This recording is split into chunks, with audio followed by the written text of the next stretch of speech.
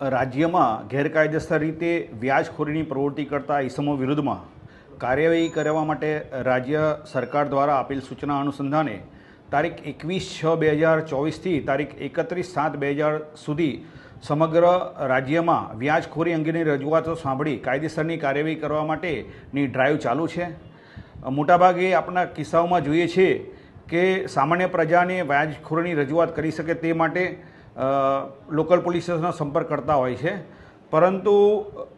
મોટાભાગના કિસ્સાઓની અંદર આપણે જોયું છે કે તે પ્રમાણે સામાન્ય નાગરિકોને આ બાબતે ખબર હોતી નથી કે જ્યારે વ્યાજખોરો તેઓના વિરુદ્ધ તેઓ પાસેથી વધારે પૈસાથી વધારે ટકાથી વ્યાજે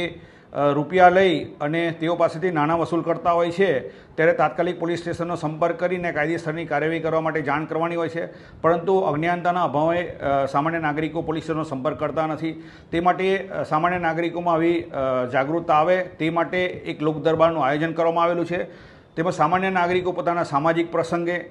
બાળકોની લોન માટે તેમજ અન્ય પ્રસંગોએ જ્યારે પૈસાની જરૂરિયાત પડતી હોય છે ત્યારે રાષ્ટ્રીયકૃત બેંક તેમજ બેંકો તેમજ માઇક્રો ફાઇનાન્સ સંસ્થાઓ તરફથી તેઓને વ્યાજે પૈસા આપવામાં આવતા હોય છે, પરંતુ આવા સામાન્ય નાગરિકોને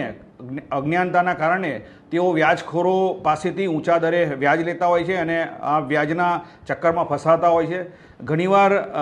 વ્યાજ અને તેના પૈસા ચૂકતે નહીં કરવાના કારણે આત્મઘાતને હત્યાના પણ બનાવો બને છે। આ પ્રકારના બનાવો ન બને તેમજ સામાન્ય નાગરિકોને બેંકોમાંથી લોન ધિરાણ મળી શકે તે માટે આણંદ જિલ્લાના પોલીસ અધિક્ષક શ્રી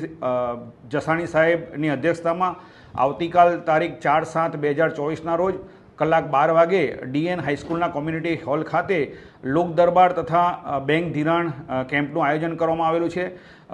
આણંદ જિલ્લા પોલીસ વતીથી આણંદ જિલ્લાની તમામ પ્રજાજનોને મારી આપના માધ્યમથી નમ્ર અપીલ છે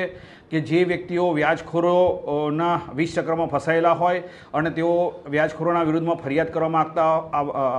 માગતા હોય તેઓએ આ કેમ્પનો લાભ લેવો, તેમજ જે વ્યક્તિઓ બેંકોમાંથી લોન મેળવવા માગતા હોય, ધિરાણ મેળવવા માગતા હોય